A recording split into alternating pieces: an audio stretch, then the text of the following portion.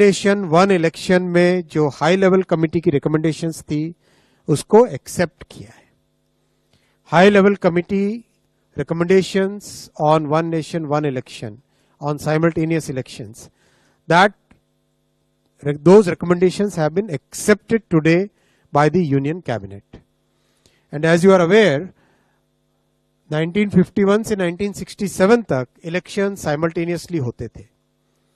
उसके बाद में 1999 में लॉ कमीशन ने अपनी 170th रिपोर्ट में रिकमेंड किया था कि one election to Lok Sabha and all legislative assemblies in 5 years होना चाहिए, जिससे कि देश में डेवलपमेंट चलता रहे।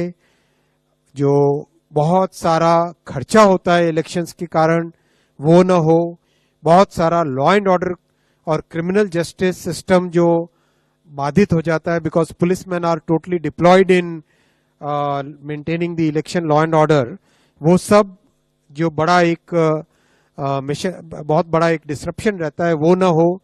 और एक तरीके से जो आज का यूथ है और आज का जो भारत है, जिसकी एक एस्पिरेशन है कि डेवलपमेंट तेजी से हो, चाहे इंफ्रास्ट्रक्चर का हो, चाहे एजुकेशन का हो, हेल्थ केयर का हो, चाहे एम्प्लॉयमेंट अपॉर्चुनिटीज का हो, चाहे मैन्युफैक्चरिंग का हो, उसमें इलेक्शन के प्रोसेस से बार बार जो बीच में एक तरीके से उन सब को एक स्मूथ तरीके से डेवलपमेंट चलता रहे।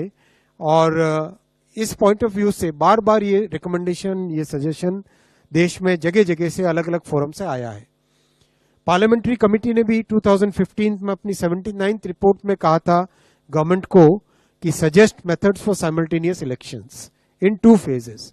इसीलिए हाई लेवल कमेटी गठित की गई थी under the chairmanship of Shri Ram Nath Kovind ji, the former President of India, and that committee extensively consulted a broad spectrum of stakeholders, including political parties, judges, constitutional experts, large number of experts from various fields. इन सब के extensive consultation के बाद में एक report submit की थी। वो report आपको ऑनलाइन अवेलेबल है, ये वेबसाइट आपके सामने रखा हुआ है और आप यहां से ऑफिशियल वेबसाइट से डाउनलोड करना। Cyber security is more important, right?